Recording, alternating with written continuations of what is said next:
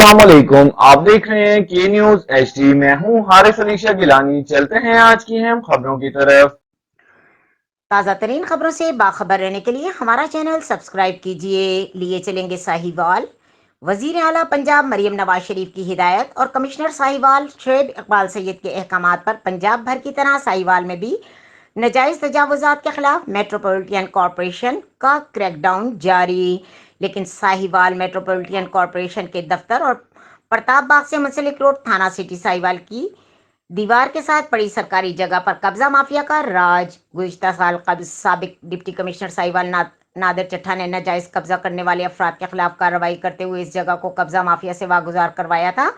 लेकिन कब्जा माफिया के कुछ बाअसर अफराद ने सरकारी जगह पर कब्जा करके तरबूजों के ढेर, चाय के स्टॉल्स और गैर कानूनी पार्किंग स्टैंड बनाकर कमाई का जरिया बना लिया और रोजाना की बुनियाद पर हजारों रुपए जगह टैक्स वसूल किए जा रहे हैं। कब्जा माफिया का खुलेआम दावा है कि कमिश्नर साहिवाल के दफ्तर और म्युनिसिपल कॉर्पोरेशन साहिवाल के अमले के साथ हमारी ओके की रिपोर्ट है, हमें किसी का कोई खौफ नहीं। याद रहे गुज़िश्ता रोज कबल कमिश्नर साहिवाल शोएब इकबाल सैयद ने सरकारी जगह को कब्जा माफिया से वागुजार करवाया था। अवाम उन्नास की कमिश्नर साहिवाल शोएब इकबाल सैयद से metropolitan corporation metropolitan corporation Sahiwal से फौरी तौर पर कब्जा माफिया के खिलाफ मुकदमा दर्ज करके सरकारी जगह हजारों रुपए की जगह टैक्स वसूली बंद करवाने और नाजायज तजावुजात को खत्म करवाने का मुतालबा है।